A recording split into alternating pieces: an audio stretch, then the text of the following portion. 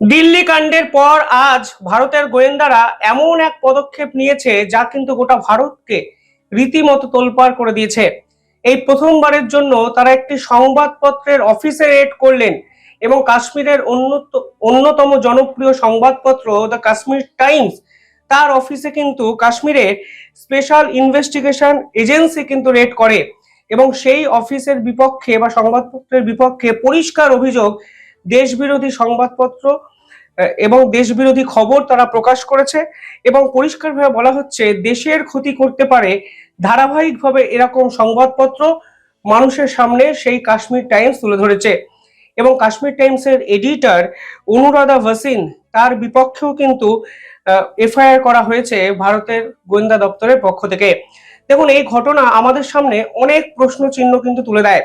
Operation সিন্দুরের সময় ধরে বা সময় থেকে আমি খুব ডিপলি এ বিষয়ে ফলো করে যেটা বুঝতে পেরেছি তা হলো ভারতেরই অনেক সংবাদপত্র আছে যারা কিন্তু এমন সংবাদপত্র প্রকাশ করেছে যা কিন্তু ভারতের বিপক্ষে আন্তর্জাতিক শক্তিগুলো কাজে লাগিয়েছে। আমরা মাঝে মধ্যেই বিবিসির বিভিন্ন সংবাদপত্রের প্রতিবাদ করি বা সংবাদের প্রতিবাদ করি যে বিবিসি বা আল জাজিরার মতো নিউজ যেগুলো আমাদের সামনে পরিবেশন করে তা আসলে ভারত বিরোধী। আপনাদের মনে আছে অপারেশন সিন্দুরে আল জাজিরার মতো পত্রিকা কিভাবে পাকিস্তানের মিথ্যে ন্যারেটিভকে দিনের পর দিন প্রমোট করেছে এবং 7টি রাফায়েলকে তারা ফেলে দিয়েছে ভারতের। এই ধরনের কথাবার্তাগুলো তারা হেডিং এ ব্যবহার করে গোটা বিশ্বকে ভারতের বিপক্ষে জনমত তৈরিতে কিন্তু সাহায্য করেছিল। কিন্তু ভিতরের দিকে যদি ওই সংবাদগুলো আপনারা পড়তেন তখন দেখা যাবে যে ভারতের 7টি রাফায়েল নষ্ট claimed by Pakistan defence minister. এই পাকিস্তান ডিফেন্স মিনিস্টার অর্থাৎ পাকিস্তান দাবি করেছে তারা ভারতের 7টি রাফায়েলকে গুলি করে ফেলে দিয়েছে, তা কিন্তু তারা ভিতরে লিখেছে। অথচ তারা হেডিং এ এমন কিছু লেখে তাতে পরিষ্কার হয়ে যায় যে তারা আসলে ভারত বিরোধিতাগুলোকে আরো সুস্পষ্ট এবং জোরালো করে আন্তর্জাতিক স্তরে প্রতিষ্ঠিত করার চেষ্টা করছে।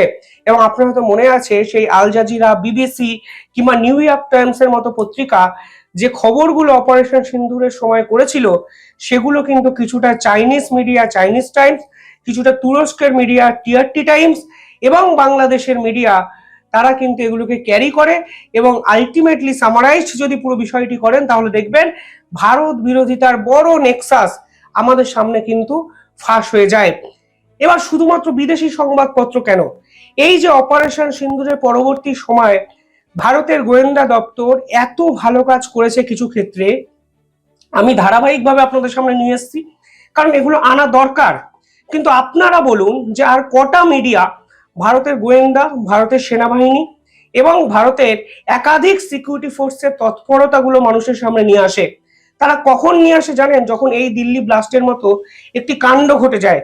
দেখুন, সমালোচনা করতেই পারে মানুষ, আমি নিজে বিভিন্ন ক্ষেত্রে সরকারের পলিসির সমালোচনা করি। যারা আমার শিবম দাস চ্যানেলটি দেখেন তারা জানেন যেভাবে আমাদের রাজ্যে চুরি, ডাকাতি, দুর্নীতি সমস্ত কিছু হয়েছে তা সমালোচনা করার মতো কাজ সেটা করা যেতে পারে। কিন্তু আমাকে ভাবতে হবে যে আমি কোথাও গিয়ে দেশের সম্মান নষ্ট করছি না তো? আমি এমন কোনো অস্ত্র আমার মিডিয়ায় প্রকাশ করছি যা আমার দেশের ক্ষতি করছে কিংবা আন্তর্জাতিক মহলের হাতিয়ার হয়ে যাচ্ছে ভারত বিরোধিতার ক্ষেত্রে? সেগুলো তো সচেতন নাগরিক হিসেবে ভাবা উচিত। এই যে কাশ্মীর টাইমস এর কথা বলা হচ্ছে, তারা ধারাবাহিকভাবে এমন কিছু সংবাদ প্রকাশ করেছে তা নাকি সরাসরি দেশ বিরোধিতার সামিল এবং তার নামে এই এডিটরের নামে যে এফআইআর করা হয়েছে সেখানেও কিন্তু পরিষ্কার অভিযোগ যে কোথাও গিয়ে তিনি ডিসস্যাটিসফ্যাকশন এগেইনস্ট দ্য কান্ট্রি সেটাকে তিনি করার চেষ্টা করেছেন। ফলে আমার মনে হয় সকলকে দায়িত্বশীল হতে হবে এবং দিল্লি কাণ্ড আমাদের সকলকে তো স্বস্তি দেয়নি, এটা তো বাস্তব। কিন্তু এরপর আমরা যদি অর্গানাইজড না হই তাহলে তো পাকিস্তানের মতো জঙ্গি দেশ যারা বিদেশি শক্তির পরামর্শে বা ষড়যন্ত্রে তাদের পারপাসটাকে সলভ আউট করছে দিনের পর দিন, তার বিপক্ষে তো আরো শক্তি পেয়ে যায়। যখন আমাদের ভিতরে এই ধরনের মানুষ ভারতের বিপক্ষে কথা বলার জন্য আগে এগিয়ে আসেন পাকিস্তান কিংবা আমেরিকার এই ধরনের ষড়যন্ত্রের জানার পরেও। যাই হোক, এ বিষয়ে আপনারা কমেন্টে কি ভাবছেন জানাবেন। এবং আমার একটা প্রশ্ন আজকে আপনাদের উদ্দেশ্যেই করছি যে বাক স্বাধীনতা মানে ঠিক কি, কতটা বলা যায় এবং যেখানে দেশের সুরক্ষা এবং স্বার্থ জড়িয়ে আছে, সেই বিষয়গুলো কি আমাদের মাথায় রাখা উচিত নয়? দেখুন, সরকার বিরোধিতা করতে গিয়ে আমি দেশের বিরোধিতা করছি, আমি সেই পার্টিকুলার বিষয়টার সঙ্গে নিজেকে রিলেট করতে পারি না। আপনি বিজেপির সমালোচনা করতেই পারেন, কিন্তু বিজেপি মানে তো দেশ নয়। দেশ আমাদের সেনাবাহিনী, গোয়েন্দা, সাধারণ মানুষ, সরকার, স্বরাষ্ট্র দপ্তর, বিদেশ দপ্তর সকলে একত্রে চালাচ্ছে।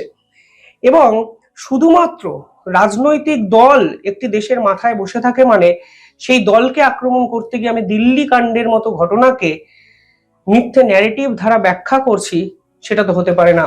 এবং আজকে কিন্তু ভারতের গোয়েন্দারা এর জন্যই কাশ্মীর টাইমসের অফিসে হানা দেয়, এবং পরবর্তীকালে অনেক আপডেট এই বিষয়ে আসবে। আমি আপডেট আপনাদের সামনে ধারাবাহিকভাবে নিঃসন্দেহে নিয়ে আসবো। পাশাপাশি দেশের সেই দিল্লি কাণ্ড থেকে আরো একটি অত্যন্ত গুরুত্বপূর্ণ আপডেট আসছে।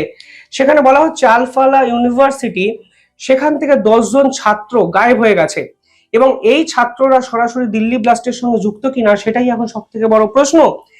এবং এই ছাত্রদের ইন্টারোগেট করার চেষ্টা ভারতের গোয়েন্দারা করছেন, কিন্তু কোথায় গেলেন হঠাৎ করে এই 10 জন ছাত্র বা জড়িত স্টাফ, এটাই এখন সব থেকে বড় প্রশ্ন।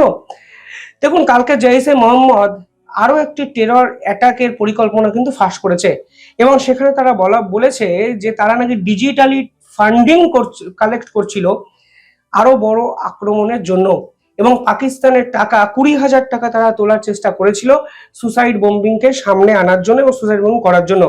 এক্ষেত্রে তারা ডিজিটাল অ্যাপ ব্যবহার করে, পাকিস্তানি অ্যাপ সাদাপে, সেখানে তারা দেশ বিদেশ থেকে ডোনেশন কালেক্ট করছিল।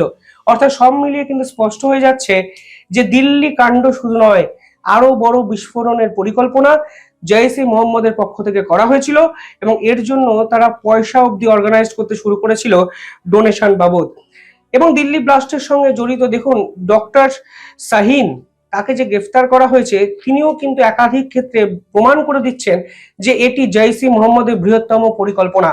এবার আপনি এই পরিকল্পনাটাকে পাশ কাটিয়ে শুধু ভারত সরকারের বিরোধিতা করে যাচ্ছেন, মানে আপনি ভাবছেন এই ঘটনাটি ঘটেছে শুধুমাত্র ভারত সরকারের জন্য, এতে পাকিস্তানের কোনো হাত নেই। তা তো হতে পারে না।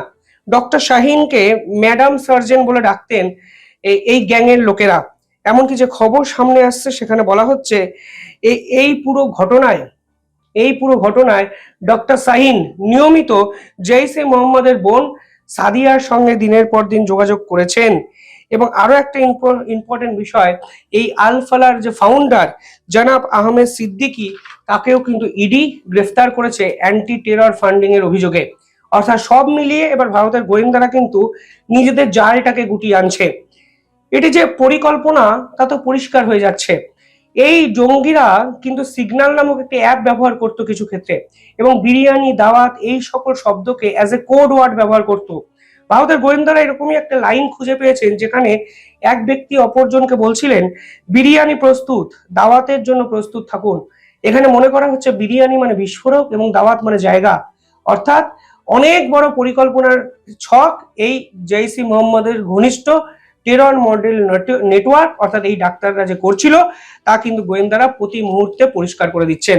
আর এর মধ্যেই সংবাদপত্রের অফিসে স্পেশাল ইনভেস্টিগেশন টিমের হানা, নিঃসন্দেহে নতুন মোড় দিল্লি কাণ্ডে।